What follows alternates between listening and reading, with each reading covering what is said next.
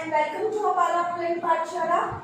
So in this video we are going to discuss our second chapter of civics, which is parliamentary government. First of all, what is the definition of parliament? So parliament is an organ of government which is generally called law making body. Means कानून बनाना किसका काम है? Parliament का. So parliament is an organ of the government which make laws. Okay. So there are three components of parliament. First one is Rajya Sabha, second is Lok Sabha, and the third and the most important, which is also for the first part, which is president. तो सबसे पहला president, दूसरा राज्य सभा, तीसरा लोक सभा. तो हम सबसे पहले डिस्कस करते हैं जो हमारा आज का टॉपिक है राज्यसभा.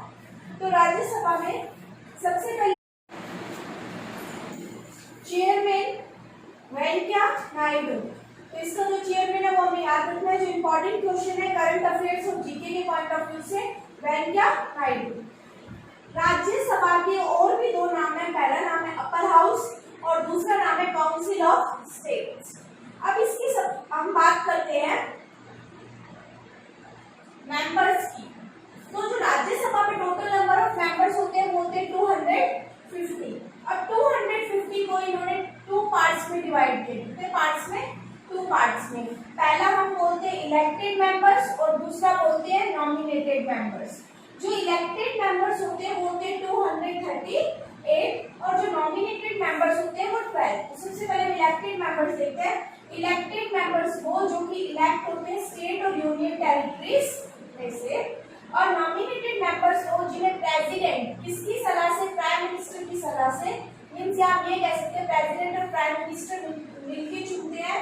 किस किस फील्ड से हो सकते हैं? आर्ट, लिटरेचर या फिर सोशल सर्विस के पॉइंट ऑफ व्यू से उन्हें नॉमिनेट किया जाता है. प्रेसिडेंट और प्राइम मिनिस्टर मिलकर नॉमिनेट करते हैं.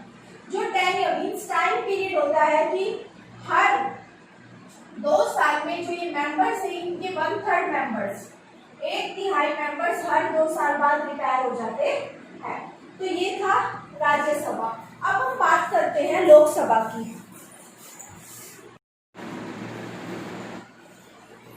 सो नेक्स्ट टॉपिक इज लोकसभा.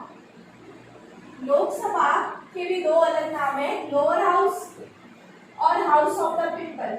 जैसे ये लोकसभा का मीन्स लोगों का घर, तो house of the people. Lok Sabha के speaker of Lok Sabha is the current affair which is Om Birla. कौन है speaker of Lok Sabha? Om Birla.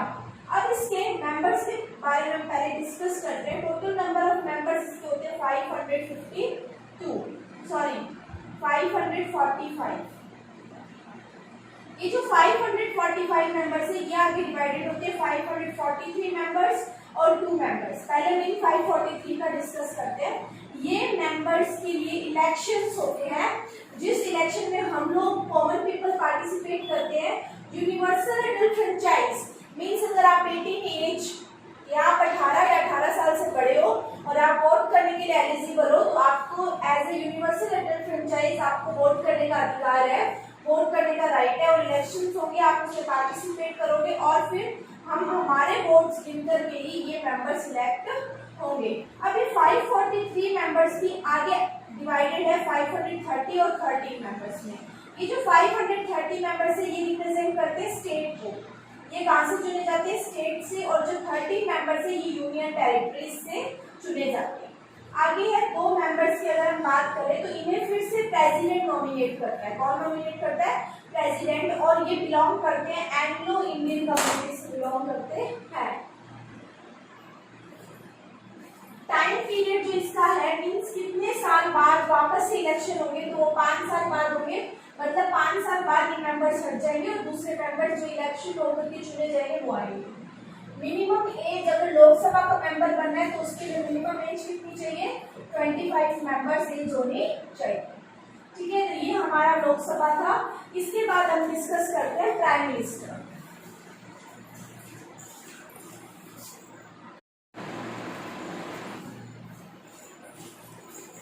So next topic is prime minister. तो इंडिया का प्राइम मिनिस्टर कौन है? नरेंद्र मोदी. इनका पूरा नाम नरेंद्र दामोदर दास मोदी। टाइम पीरियड, जैसे लोकसभा के मेंबर्स 5 साल बाद रिटायर हो जाते हैं या फिर उनके बाद वापस इलेक्शन होते हैं, वापस नए मेंबर्स नॉमिनेट किए जाते हैं, वैसे ही प्राइम मिनिस्टर के साथ होता है। ये इलेक्शन प्रोसेस में आपको समझ आ जाएगा। अपॉइंट कौन करता है पीएम को? प्रेसिडेंट करता है। प्राइम मिनिस्टर इंडिया का मोस्ट पावरफुल पर्सन और head of government of India भी बोले जाते हैं।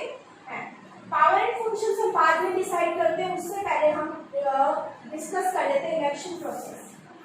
लोकसभा में अभी हमने देखा था 545 मेंबर्स होते हैं।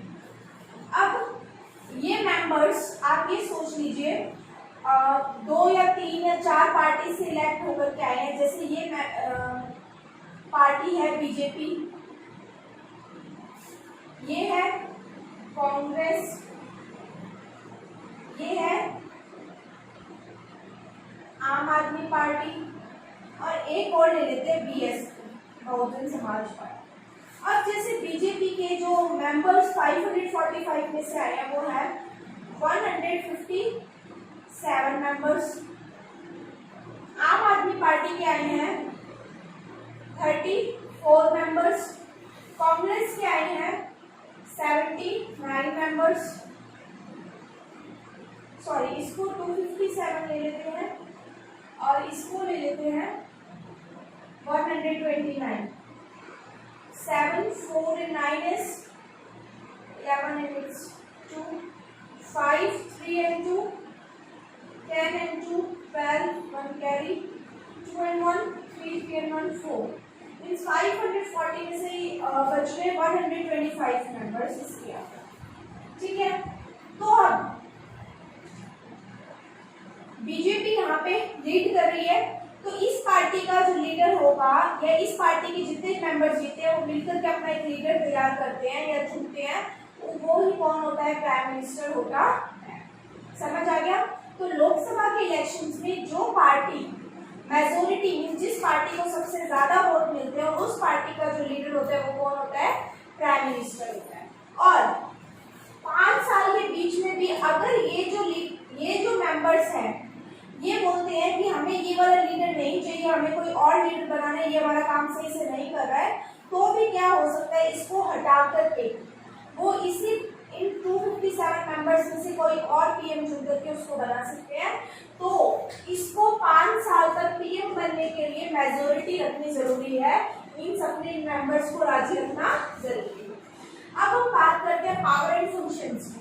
तो सबसे पहला जो बनने के बाद जो सबसे पहला फंक्शन पीएम का होता है कि अपने 257 जो ये पार्टी के जो मतलब जीते हैं इनमें से मिनिस्टर सेलेक्ट करें कि ये इसमें से ट्रांसपोर्ट मिनिस्टर होगा, ये इसमें से फूड मिनिस्टर होगा, तो अलग अलग मिनिस्टर तैयार करना, चुनना, फिर उनको अपना अपना पोर्टफोलियो मीन्स काम देना, उनकी टाइम टू टाइम मीटिंग बुलाना, डिसाइड पॉलिसीज, क्या क्या नई पॉलिसीज आने वाली है, पुरानी पॉलिसीज को कैसे चेंज करना है वो काम करना, अगर किसी 2 डिपार्टमेंट के बीच में कोई कॉन्फ्लिक्ट चल रहा है तो उसे सॉल्व करना।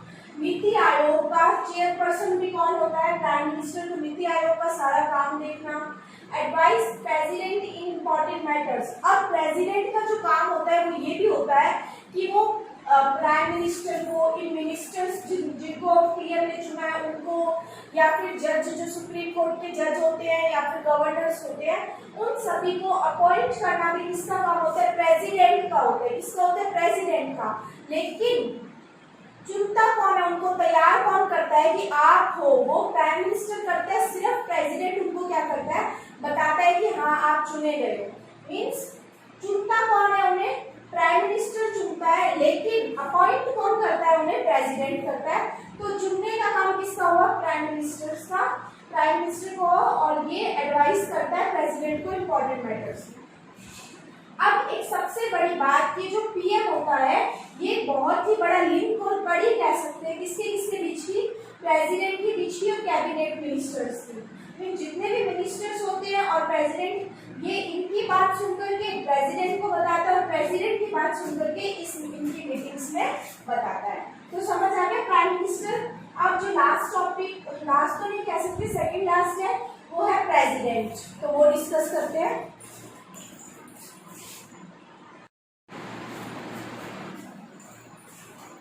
नेक्स्ट टॉपिक इज काउंसिल और कैबिनेट ऑफ मिनिस्टर्स। सबसे पहला काम, अगर लोकसभा के इलेक्शंस पूरे हो गए तो सबसे पहला काम क्या होगा, देखना कि मेजोरिटी कौन सी पार्टी ने सबसे ज्यादा वोट जीते हैं। फिर उस पार्टी का एक लीडर तय होगा और फिर वो कौन बनेगा, प्राइम मिनिस्टर बनेगा, और उस प्राइम मिनिस्टर को फिर अपॉइंट करेगा कौन करेगा, प्रेसिडेंट। तो सबसे पहला अपॉइंटमेंट ऑफ पीएम। अब पीएम बन गया, पीएम क्या करेगा, अपने सारे के सारे जो मिनिस्टर्स हैं उनको सेलेक्ट करके उनको अपॉइंट करेगा। थर्ड, कैटेगरीज तैयार करवाएगा। पहली 3 कैटेगरीज में डिवाइड होते हैं ये मिनिस्टर्स, पहली कैबिनेट मिनिस्टर, दूसरा मिनिस्टर ऑफ स्टेट्स और तीसरा डिप्टी मिनिस्टर। सबसे पहले हम देखते हैं cabinet of minister. Cabinet of minister senior ministers होते हैं, इन सबके पास एक एक डिपार्टमेंट या एक एक पोर्टफोलियो कह सकते हैं होता है। इनको हर एक मीटिंग अटेंड करनी जरूरी होती है और जितने भी डिसीजन लिए जाते हैं उन सब में इनका पार्टिसिपेशन बहुत ज्यादा जरूरी है। स्टेट ऑफ मिनिस्टर या मिनिस्टर ऑफ स्टेट, इनके पास कोई चार्ज नहीं होता, इन्हें मतलब कोई एक फिक्स डिपार्टमेंट नहीं होता इनके पास, इन्हें मीटिंग अटेंड करने की कोई जरूरत नहीं है। हाँ, लेकिन जब बुलाया जाए मीटिंग अटेंड करने के तो इन्हें मीटिंग अटेंड करनी पड़ेगी। डिप्टी मिनिस्टर्स, ये डिप्टी मिनिस्टर्स का काम होता है कि ये जो सीनियर मिनिस्टर्स हैं इनकी हेल्प करना। इन्हें बहुत ही कम सैलरी मिलती है और ये कोई मीटिंग अटेंड नहीं करते, ठीक है। अब अगर हम टेन्योर की बात करें तो जैसा लोकसभा के ये मेंबर्स हैं, तो जैसे 5 साल बाद लोकसभा के मेंबर्स रिटायर होंगे वैसे ही ये भी रिटायर हो जाएंगे। Power and functions, power and functions में हम सबसे पहला देखते हैं फॉर्मुलेट पॉलिसीज। हर एक डिपार्टमेंट में अलग अलग पॉलिसीज की जरूरत है, तो ये मिनिस्टर्स का सबसे पहला काम होता है कि अपने अपने डिपार्टमेंट के अकॉर्डिंग अपनी अपनी पॉलिसीज तैयार करना। एडमिनिस्ट्रेटिव फंक्शन, अब सबको एक डिपार्टमेंट दिया गया है तो उस डिपार्टमेंट को कैसे संभालना है, उस डिपार्टमेंट में वर्क कैसे होगा, वो सारा इन मिनिस्टर्स का ही काम होता है। कोऑर्डिनेशन, सारे डिपार्टमेंट्स, अब एक डिपार्टमेंट तो होता नहीं है, अलग अलग transport department, food department, agriculture department और भी बहुत सारे डिपार्टमेंट, उन सबके बीच में कोऑर्डिनेशन होना बहुत ज्यादा जरूरी है ताकि जो गवर्नमेंट ने गोल डिसाइड किए वो गोल अचीव कर सके। नेक्स्ट इज कंट्रोल और नेशनल फाइनेंस। जितना फाइनेंस हर एक डिपार्टमेंट को मिलता है उसी के अकॉर्डिंग पॉलिसीज बनाए और उतने ही पैसों के साथ जो उनके गोल है उन्हें अचीव करके दिखाए। Last but not least legislative function, ये बहुत इंपॉर्टेंट है, ध्यान से सुनिएगा क्या होता है। आज सबसे पहले एग्जांपल लेते हैं ट्रांसपोर्ट मिनिस्टर। ट्रांसपोर्ट मिनिस्टर को कोई रोड्स बनवानी या कोई एक हाईवे बनवाना है, जिसके लिए उन्होंने बजट लिया और पूरा एक बिल तैयार करवाया। वो बिल कितने का है, 50 करोड़ रुपीस का है। कितने रुपीस का, 50 करोड़ रुपीस का। तो वो अपना एक बिल तैयार कर लेता है और उस बिल को फिर भेजा जाता है कहाँ, दोनों हाउसेज में, लोकसभा में भी और राज्यसभा में भी। पहले लोकसभा से बिल पास होता है फिर राज्यसभा से। जब दोनों हाउस इस बिल को पास कर देते हैं तो ये बिल पहुंच जाता है किसके पास, प्रेसिडेंट के पास। किसके पास, प्रेसिडेंट के पास। और प्रेसिडेंट जब इस पर साइन कर देता है या जब इसको पास कर देता है तो ये बिल क्या बन जाता है, रेडी हो जाता है। वापस ट्रांसपोर्ट मिनिस्टर को इस बात की मंजूरी मिल जाती है कि हाँ आप ये 50 करोड़ रुपए इधर इन्वेस्ट कर सकते और लेजिस्लेटिव फंक्शन ये होता है, ठीक है, समझ आ गया। अब हमारा जो लास्ट टॉपिक है वो है प्रेसिडेंट।